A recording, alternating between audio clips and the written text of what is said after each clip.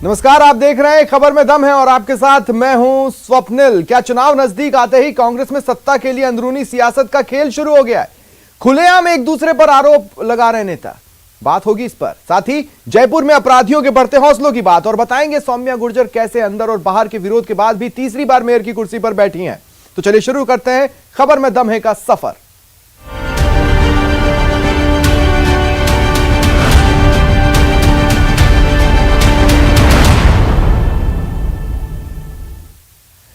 इसे विधानसभा चुनाव का प्रेशर कहें या सत्ता में भागीदारी का मकसद, अब कांग्रेस की खींचतान लाख कोशिशों के बाद छिपाई नहीं जा रही।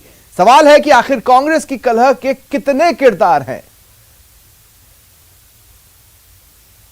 फूल के नाम से या हाथ के नाम से नहीं, किसी और के नाम से नहीं, इस चेहरे पर वोट लेता हूं। चेतावनी के बाद भी जारी है बयानबाजी।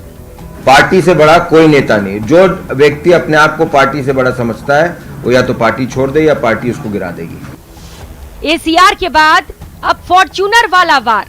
सचिन जी पायलट को यदि मुख्यमंत्री बना दिया जाता, लेट हो गई, और यदि नहीं बनाएंगे तो कोई दिक्कत नहीं, एक फॉर्च्यूनर में आ जाएंगे सारे एमएलए, चारों धाम की यात्रा करेंगे सबसे पहले।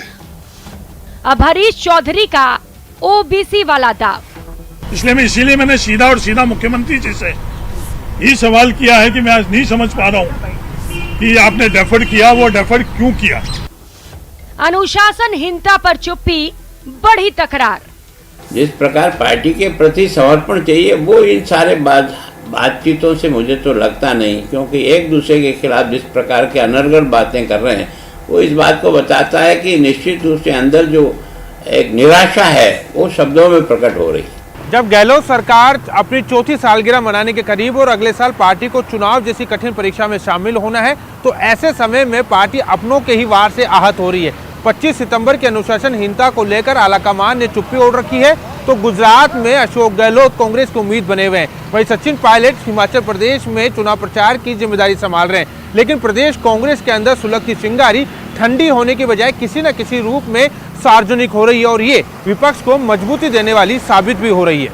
लेकिन ये डे टू डे जिस प्रकार के तमाशे चल रहे हैं, मुख्यमंत्री जी थोड़ा सा संभालो इसको, और राज से चिपके रहने का ये जो सपना बना लिया ना, इससे लोकतंत्र का बेड़ा गर्क हो जाएगा। दरअसल जब विपक्ष गहलोत सरकार के खिलाफ सड़क पर उतरकर प्रदर्शन की नई योजना पर काम कर रहा है, तो ऐसे मौके पर कांग्रेस के बड़े नेताओं और यहाँ तक कि कैबिनेट मंत्रियों की आपसी भिड़न से जनता के बीच गलत संदेश जा रहा है। इससे बचने के लिए आला कमान की ओर से सख्त चेतावनी भी दी गई कि पार्टी से बड़ा कोई नेता नहीं, और जो व्यक्ति अपने आप को पार्टी से बड़ा समझता है या तो वो पार्टी खुद छोड़ दे या फिर पार्टी उसको गिरा देगी। पार्टी से बड़ा कोई नेता नहीं। जो व्यक्ति अपने आप को पार्टी से बड़ा समझता है वो या तो पार्टी छोड़ दे या पार्टी उसको गिरा देगी। समय की बात है, पार्टी से बड़ा कोई नेता नहीं। It's a matter of time. Media में कोई भी व्यक्ति कोई भी बात कह करके और उस बात से अगर पार्टी को नुकसान होता है तो मैं समझता हूं कि ये ठीक नहीं है। ये उनका नैतिक दायित्व है। अगर अपने नैतिक दायित्व नहीं निर्वहन करता है तो समय किसी का गुलाम नहीं है, समय चलेगा। ये कोई स्टेटमेंट देने वाले लोग हैं, हाईकमान ने भी कह दिया स्टेटमेंट बंद करें। जो हमारी संगठन महासचिव ने जो सलाह दी, उसके बाद कोई जिसको कांग्रेस में नहीं रहना वो स्टेटमेंट दे रहा है। आला कमान ने बयानबाजों को अपने अपने तरीके से चेतावनी दी है, पर लगता नहीं कि इसका कोई असर नेताओं पर हो रहा है। दरअसल प्रदेश कांग्रेस के नेताओं की गुटबाजी किसी से छिपी नहीं है। सीएम गहलोत और सचिन पायलट के समर्थन में नेताओं की बयानबाजी अभी भी जारी है, और अगर कहें तो ज्यादा गंभीर हो गई है। ये कहता हूं कि सचिन जी पायलट को यदि मुख्यमंत्री बना दिया जाता, लेट हो गई, काफी लेट हो गई, अभी भी यदि बना दिया जाता है तो राजस्थान में सरकार रिपीट हो सकती है, और यदि नहीं बनाएंगे तो कोई दिक्कत नहीं, एक फॉर्च्यूनर में आ जाएंगे सारे एमएलए, चारों धाम की यात्रा करेंगे सबसे पहले। राजेंद्र गुढ़ा के बयान का कांग्रेस विधायक दिव्या मदेरणा ने भी समर्थन किया। दिव्या मदेरणा ने ट्वीट कर लिखा है, नौकरशाही के कार्यशैली से ऐसा प्रतीत हो रहा है कि कांग्रेस सरकार को एक फॉर्च्यूनर में बैठाने का कोई अखंड संकल्प ले चुकी है। पिछले दिनों पावर सेंट्रलाइजेशन के मुद्दे पर खासा बवाल देखने को मिला था। प्रदेश सरकार में मंत्री राजेंद्र गुड़ा, महेश जोशी और प्रताप की बयानबाजी सुर्खियों में रही थी। खास करके जलदाय मंत्री महेश जोशी और खाद्य नागरिक आपूर्ति मंत्री प्रताप सिंह खाचरियावास एक दूसरे से उलझ गए थे। मामले का तूल पकड़ता देख भले ही प्रताप सिंह खाचरियावास ने अपने शब्द वापस लेकर मामले का पटाक्षेप कर दिया हो, लेकिन इससे पार्टी को नुकसान तो हो ही गया था। मेरे जब मैं बोला और उसके बाद कहीं भावना को ठेस पहुंची है तो मैं मेरे शब्द वापस लेता हूं और मैं खुद महेश जी से जाकर मिलूंगा। और मेरे रिश्ते दोनों के इतने अच्छे हैं हमारे कोई टकराव नहीं। हम जो बोलते हैं वो हमारी मानसिकता का परिचय करते हैं। जहाँ तक सरकार के लिए, मुख्यमंत्री जी के लिए जीने मरने का प्रश्न है, हम मुख्यमंत्री जी के लिए, सरकार के लिए, अच्छाई के लिए मरने की बात तो कमजोर आदमी करते हैं, हम जीने की बात करते हैं। कुछ ऐसा ही सवाल पूर्व कैबिनेट मंत्री हरीश चौधरी भी उठा रहे हैं। ओबीसी आरक्षण को लेकर हरीश चौधरी अपने ही सरकार से नाराज हैं और उन्होंने सीधे सीएम को निशाने पर ले लिया। मैंने सवाल भी स्पष्ट तौर के ऊपर माननीय मुख्यमंत्री अशोक गहलोत जी से किया है। अगर मेरे को किसी और से, अगर मुझे ब्यूरोक्रेसी से सवाल करना होता, मुझे अगर महसूस होता कि ब्यूरोक्रेसी के कारण डेफर हुआ है, ब्यूरोक्रेसी का इसके अंदर डेफर होने का कोई भी रोल नहीं है। नहीं, ये इसके अंदर और किसकी है? नहीं, ये आपको ही प्रक्रिया पता है। आइदर मेजोरिटी ऑफ कैबिनेट और the person chair the cabinet, वो मुख्यमंत्री जी होता, उन्हीं के पास ये अधिकार है। अब बात किसी के हक की हो या नहीं, लेकिन सच यही है कि ऐसे बयान से प्रशासन और जनता में गलत मैसेज जाता है। विपक्ष को सरकार पर हमलावर होने का मौका मिल जाता है। वो वास्तव में एक दूसरे की कटुता का ही परिणाम है। तो मन के अंदर तो एक क्रोध है, निश्चित रूप से। कोई पार्टी की वफादारी के लिए नहीं गया, पर भेजा तो जाना ही पड़ेगा। तो मैं सोचता हूँ ये जो सबको लग रहा है कि अब हमारी पार्टी का कोई भविष्य तो दिखता नहीं। जिस प्रकार का हम आपस में एक दूसरे को खींचातानी कर रहे हैं, इसका मतलब ये समापन की ओर जाने का ही एक तरीका रास्ता दिखा है। आलाकमान ने तेवर दिखाए, बयानबाजों पर सख्ती के संदेश दिए, लेकिन कांग्रेस की अंदरूनी पॉलिटिक्स में कुछ तो मिसिंग है कि बयानबाज मानते नहीं दिख रहे। वो भी ऐसे वक्त में जब राहुल गांधी की यात्रा राजस्थान आने के करीब है और कांग्रेस को बीजेपी का विरोध भी झेलना पड़ रहा है। बात सीएम की रेस की हो या अन्य कोई मुद्दा, कांग्रेस के अंदरूनी पॉलिटिक्स में रुक रुक कर गुटबाजी दिखाई दे रही है और ये मुद्दा आने वाले समय में कांग्रेस के लिए मुश्किलें पैदा कर सकता है। कैमरा पर्सन अविनाश शर्मा के साथ सचिन कुमार, न्यूज़ 18 जयपुर। क्या पिंक सिटी अब अपराधियों के रहमो करम पर है? अपराध के बढ़ते ग्राफ के बाद आम लोगों का जीना मुश्किल हो रहा है। अब तो सड़क पर खुलेआम अपराधी किसी को भी पीट पीट कर मार दे रहे हैं। न तो अपराधियों में कोई खौफ है, न ही पुलिस को ऐसे अपराध से कोई फर्क पड़ता दिखता है।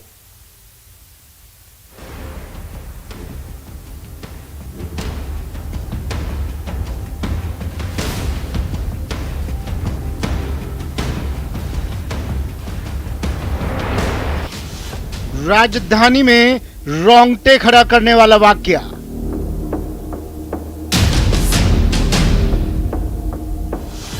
सड़क पर कारोबारी की पीट पीट कर हत्या।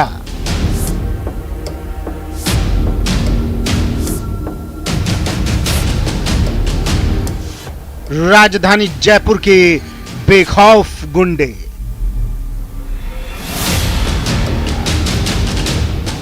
ये पिंक सिटी की घटना है। कभी अपराध मुक्त रहे इस शहर में आम आदमी की सुरक्षा अब भगवान भरोसे है। तभी तो खुलेआम बीच सड़क पर आबादी के बीच अपराधी खुलेआम किसी पर भी कहीं भी हमला कर सकते हैं।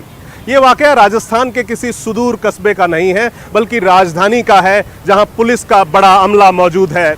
और तो और ये अमला 24 घंटे लोगों को सुरक्षा देने का वादा भी करता है, लेकिन रात के सन्नाटे में नहीं बल्कि दिन के उजाले में एक कारोबारी को पीट पीट कर अधमरा कर दिया जाता है। लेकिन ना तो अपराधियों में कोई खौफ है और ना ही उन्हें पकड़ने की पुलिस को ही कोई जल्दी है।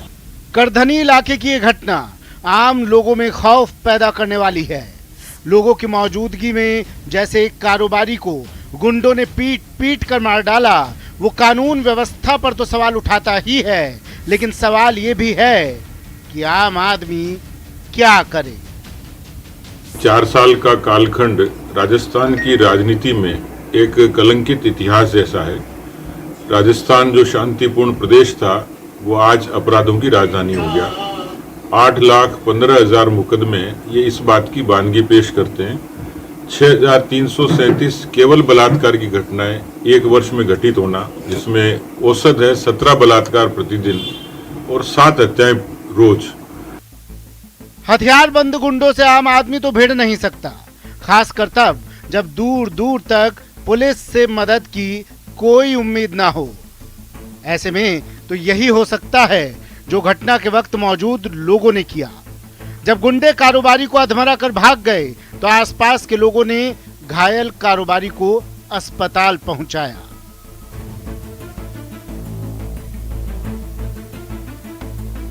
आपको बता दें कि यह घटना बुधवार शाम 4 बजे की है। निर्मल विहार कॉलोनी में कारोबारी विजेंद्र की गाड़ी को गुंडों ने घेर लिया। बोलेरो में आए करीब 6-7 गुंडों ने विजेंद्र की कार को घेर लिया और बीच सड़क पर गाड़ी से बाहर निकालकर विजेंद्र को पीट पीट कर अधमरा कर दिया। गुंडों ने विजेंद्र सिंह के हाथ पैर तोड़ डाले। एसएमएस अस्पताल में भर्ती कारोबारी ने इलाज के दौरान दम तोड़ दिया। चश्मदीदों के मुताबिक खौफ पैदा करने के लिए अपराधियों ने फायरिंग भी की। हालांकि पुलिस अभी तक हत्या के इस मामले को आपसी रंजिश मान रही है। पुलिस के मुताबिक किसी कारोबारी विवाद में हत्या की गई है और अपराधियों की तलाश राजस्थान के साथ ही दिल्ली तक की जा रही है। ये तो हैं पुलिस के दावे। अगर ये कारोबारी रंजिश का मामला भी हो, वो भी सरेआम गाड़ी से बाहर खींचकर बीच सड़क पर किसी की हत्या कर दी जाए तो सवाल तो उठेंगे ही। विपक्ष का दावा है कि राजस्थान में अपराधियों को खुली छूट है। सरकार दावा करती है कि विपक्ष सियासत कर रहा है, लेकिन आम आदमी को अगर कहीं भी किसी भी वक्त सड़क पर घेर कर अपराधी मार दें तो इसे सुशासन तो नहीं कह सकते। सवाल यह है कि आखिर पुलिस की कौन सी लापरवाही का अपराधी फायदा उठाकर आम लोगों के जीवन के लिए खतरा बन रहे हैं। शहर में अपराध आम बात हो सकती है, लेकिन सरेआम वारदात से आखिर आम आदमी खुद को सुरक्षित कैसे महसूस करेगा, और जब जिंदगी ही सुरक्षित नहीं होगी तो विकास के दावों का क्या फायदा। कैमरा पर्सन अविनाश के साथ हितेंद्र शर्मा, न्यूज़ 18 जयपुर। एक नगर निगम के मेयर के पद पर अगर 1.5 साल में तीसरी बार परिवर्तन हुआ हो तो क्या यह उस शहर के लोगों के साथ ज्यादती नहीं है? आखिर सियासत की नूरा कुश्ती का खामियाजा आम आदमी क्यों भुगते? सवाल इसलिए क्योंकि जयपुर ग्रेटर नगर निगम के मेयर की कुर्सी पर भले ही सौम्या गुर्जर तीसरी बार बैठी, लेकिन सवाल है कि आम आदमी को क्या मिला। षड्यंत्र पहले भी हारे हैं, अभी भी हारेंगे और आगे भी हारेंगे। जयपुर की जनता की जीत है ये।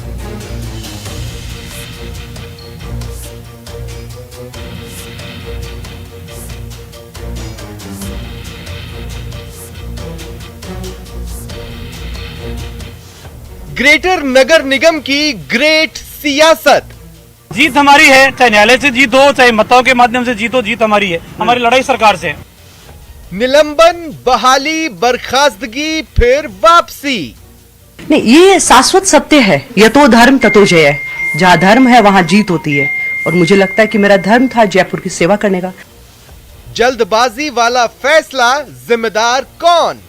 आज कांग्रेस के चेहरे पर चपत लगी है। लोकतंत्र जीता है, न्यायतंत्र जीता है, और ये निर्णय स्वागत योग्य है। मैं स्वागत करता हूँ। राजधानी जयपुर के नगर निगम ग्रेटर में चल रहे सियासी ड्रामे का क्लाइमेक्स आ गया है, या फिर सियासी घटनाक्रम का दी एंड हो गया है? दावे से अभी कुछ नहीं कहा जा सकता, लेकिन 4 जून 2021 से शुरू हुए इस विवाद के बाद सौम्या गुर्जर को तीसरी बार मेयर की कुर्सी मिली। मेयर कुर्सी की जो लड़ाई चल रही थी उस पर 10 नवंबर को एक ऐसा फैसला आया जिसने सौम्या गुर्जर को राहत दी, लेकिन जिससे आम जन तो हैरत में था, मगर सवाल खड़े हुए सरकार के उस निर्णय पर जिसमें सौम्या गुर्जर को बर्खास्त करने और 6 साल तक का चुनाव पर बैन लगाने का निर्णय लिया गया। जयपुर महापौर के प्रकरण में माननीय उच्च न्यायालय का निर्णय न्यायालय में देर है पर अंधेर नहीं है, इस तर्ज पर आया है। जिस प्रकार चुने हुए प्रतिनिधियों को अपदस्थ करने की कांग्रेस की साजिश रही और कांग्रेस ने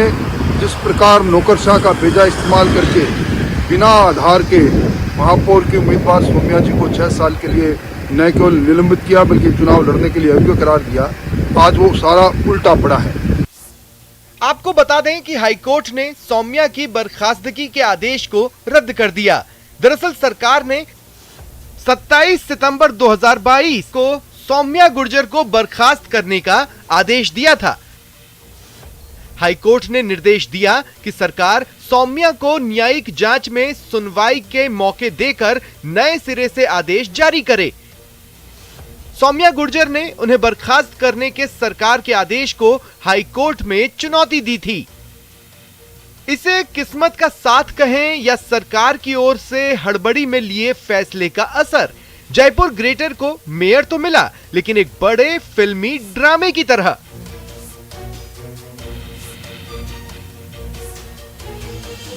दिलचस्प ये भी है कि एक सप्ताह से बाड़ाबंदी कर अपनी नई उम्मीदवार रश्मि सैनी पर दाव लगाने वाली बीजेपी ने सारी तोहमत गहलोत सरकार पर लगाकर अपना विपक्ष का धर्म निभाया।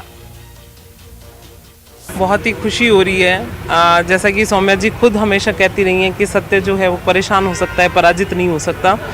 ये कांग्रेस सरकार के षड्यंत्र का शिकार हुए, बेवजह सब लोगों को परेशानी हुई। अगर सरकार इतना इसकी ये रचना नहीं रचती तो शायद हमको ऐसी एक द्वंद्व में नहीं फंसना पड़ता। कांग्रेस सरकार के जो मंसूबे थे वो कभी सफल नहीं होंगे और सत्य की जीत होगी। हम शुरू से कहते हैं कि सत्य को ये परेशान कर सकते हैं, पराजित नहीं कर सकते। 27 सितंबर को राज्य सरकार की ओर से सौम्या गुर्जर को बर्खास्त करने के बाद उपचुनाव कराने का निर्णय लिया गया। निर्वाचन आयोग ने इसके लिए एक चुनावी कार्यक्रम तक जारी किया और पार्षदों की बाड़ेबंदी की गई भाजपा और कांग्रेस के द्वारा। बीजेपी के पार्षदों को एक चौमू के होटल में रखा गया तो कांग्रेस के पार्षदों को जयपुर के मानसरोवर के होटल में 7 दिनों तक रहना पड़ा। लेकिन जब चुनाव की तारीख आई, मतदान हो गया तो उसके बाद हाईकोर्ट के फैसले ने बर्खास्तगी के उस आदेश को ही रद्द कर दिया जिसमें कि सौम्या गुर्जर को सरकार ने 6 वर्ष के लिए चुनाव लड़ने पर प्रतिबंध लगाया था। नए मेयर का जो चुनाव था उसमें भले ही नए मेयर का इंतजार यहां पर पूरा नहीं हो पाया लेकिन सियासत को तो मौका मिल ही चुका था। न्यायालय का पक्ष क्या रहता है? पार्टी तो न्यायालय के निर्णय के बाद ही कुछ स्थिति को स्पष्ट कर पाएगी। समाज क्या सोचता है, व्यक्ति क्या सोचते हैं, वो एक दीगर बात है। हमने समाज का सम्मान करते हुए रश्मि सैनी को उम्मीदवार बनाया था। पार्टी पूरे तरीके से 1 हफ्ते का कैंप किए हुए थी। हम सब ने चिंता की और स्वाभाविक है तो परिणाम आता तो रश्मि सैनी ही बनती। ये तो न्यायालय के एकदम से निर्णय के बाद सारी परिस्थितियां बदली हैं। इसके बाद भी क्या परिस्थिति रहती है उसका भविष्य के हिसाब से आकलन करें। अब आपको बताते हैं क्या है ग्रेटर नगर निगम विवाद की इनसाइड स्टोरी। नवंबर 2020 में बीजेपी के टिकट पर सौम्या गुर्जर ग्रेटर नगर निगम की मेयर बनी थीं। 4 जून 2021 तत्कालीन कमिश्नर यज्ञमित्र सिंह के साथ मेयर और पार्षदों का विवाद हुआ था। 6 जून 2021 मेयर और 3 पार्षदों को दोषी मानते हुए उन्हें सरकार ने निलंबित किया और न्यायिक जांच के आदेश दिए। 7 जून 2021 को शील धाभाई ग्रेटर नगर निगम की मेयर नियुक्त की गईं। 28 जून 2021 हाईकोर्ट से राहत नहीं मिलने पर सौम्या गुर्जर सुप्रीम कोर्ट पहुंची। 2 फरवरी 2022 सुप्रीम कोर्ट से राहत के बाद सौम्या ने फिर से मेयर का पद संभाला। 11 अगस्त 2022 सौम्या और तीनों पार्षद न्यायिक जांच में दोषी पाए गए। 23 अगस्त 2022 सरकार ने सौम्या के खिलाफ सुप्रीम कोर्ट में जांच रिपोर्ट पेश की। 27 सितंबर 2022 सुप्रीम कोर्ट की हरी झंडी के बाद सरकार ने आदेश जारी किया। इस पूरे प्रकरण में यह तो साफ है कि सरकार ने सौम्या के केस में कुछ जल्दबाजी में फैसले लिए और विपक्ष को हमले का मौका मिला। वोट पड़ना, काउंटिंग हो जाना शुरू हो जाने के बाद आने के बनिस्बत इसके पहले भी ये विचाराधीन था और ये भी पता था कि चुनाव की प्रक्रिया शुरू हो गई है। तो मैं सोचता हूँ न्यायालय को इसको अगर समय से पूर्व ही इसके बारे में फैसला करते तो ज़्यादा अच्छा होता। आज एक अंतिम दौर में जाकर के न्यायालय ने फैसला किया तो निश्चित रूप से ये थोड़ा सा पीड़ा देने वाला जरूर है। महापौर पद पर एक बार फिर सौम्या गुर्जर आ गई हैं। तीसरी बार सौम्या गुर्जर को यह पद मिला है, लेकिन 3 साल का उनका आगामी कार्यकाल निर्विवाद रूप से रह पाएगा, अभी ये कह पाना बहुत मुश्किल है, क्योंकि हाईकोर्ट ने सौम्या गुर्जर को भले ही राहत दी है, लेकिन सरकार के उस निर्णय पर कोई सवाल नहीं किया है कि वह सही है या फिर गलत। यानी बीजेपी के खाते में एक बार फिर से मेयर की कुर्सी तो मिल गई है, लेकिन इस सियासी नूरा कुश्ती का खेल अभी भी जारी रहने वाला है। लेकिन इसका खमियाजा भुगत रही है तो जयपुर की जनता, जिसे कि साफ सफाई का इंतजार है, शहर के अंदर एक स्वच्छ वातावरण का इंतजार है, क्योंकि गंदगी ने यहाँ के लोगों का जीना मुहाल कर दिया है। और अब बात उस पुलिस की जिस पर प्रदेश के करोड़ों लोगों की सुरक्षा का जिम्मा है। भले ही ऐसा करने वाले चंद पुलिसकर्मी ही हो, लेकिन जरा इस खबर को देखिए और खाकी पर लगे उस धब्बे का अंदाजा लगाइए।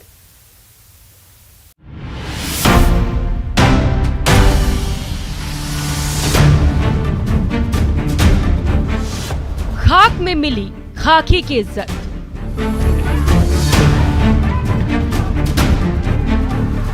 राजस्थान में अपराधियों के आगे जिस पुलिस की ना चलती हो, वो आम आदमी के आगे दबदबा दिखाने में पीछे नहीं रहती। चंद दिनों में प्रदेश भर से आती कई तस्वीरें खाकी को शर्मसार करने वाली है। सरकार का दावा अपराध मुक्त प्रदेश बनाने का है, रक्षा करने वाली पुलिस का है, लेकिन हकीकत इसके उलट है। कोटा और पाली से आती तस्वीरें राजस्थान पुलिस पर संवेदनहीन और गैर जिम्मेदार होने का बदनुमा दाग लगाती है। ऐसा लगता है कि संवेदनशीलता और जिम्मेदारी बदन पर खाकी चढ़ते ही खत्म हो जाती है। ये तीनों तस्वीर हैरान करने वाली हैं। सभी तस्वीरों में वर्दी दागदार बन रही है। पाली में एक बुजुर्ग पर हमले का वीडियो हो या कोचिंग सिटी में शराब के नशे में बहके पुलिस वाले की करतूत सवाल पैदा करती है। हालांकि तीसरी तस्वीर है तो राजस्थान की, लेकिन मध्य प्रदेश की सीमा से सटे इस इलाके में लोगों पर बर्बरता दिखाते ये हैं मध्य प्रदेश पुलिस के बहादुर जवान।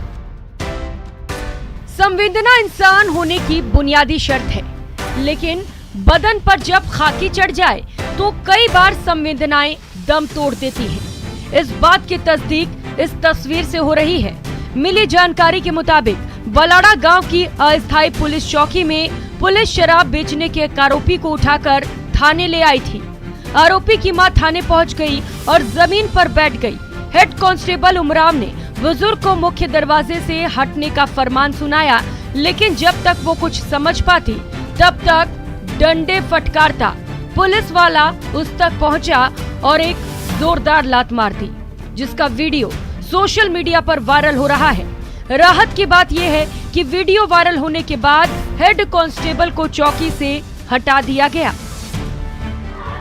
ये वाकया है तो कोटा के खातोली इलाके का, लेकिन इसमें आम लोगों पर बर्बरता दिखा रहे ये मध्य प्रदेश पुलिस के जवान बताए जा रहे हैं। वायरल हो रहे इस वीडियो में साफ देखा जा रहा है कि एमपी पुलिस के जवान दुकान के अंदर बैठे लोगों को बाहर निकालकर कैसे उन पर ताबड़तोड़ लाठियां बरसा रहे हैं। पुलिस की बर्बरता का वीडियो अब सोशल मीडिया पर तेजी से वायरल हो रहा है। हालांकि न्यूज 18 राजस्थान इस वायरल वीडियो की पुष्टि नहीं करता। बताया जा रहा है कि 2 नवंबर को एमपी से सटे इलाके का ये वीडियो है। एमपी पुलिस से परेशान होकर धर्मेंद्र पारेता नाम के एक शख्स ने सुसाइड कर लिया, जिसके बाद उसके परिजनों ने धरना दिया। उस दिन एमपी पुलिस ने लाठीचार्ज कर लोगों को खदेड़ा था। ये वीडियो उसी दिन का बताया जा रहा है। अब ये घटना भी कोचिंग सिटी कोटा की है। यहाँ खाकी का जुर्म देखा जा सकता है और शर्मसार करने वाले इस वाकये में शामिल है राजस्थान पुलिस का एक एएसआई। ये तस्वीर खाकी की इज्जत खाक में मिलाने वाले उस पुलिस वाले की है।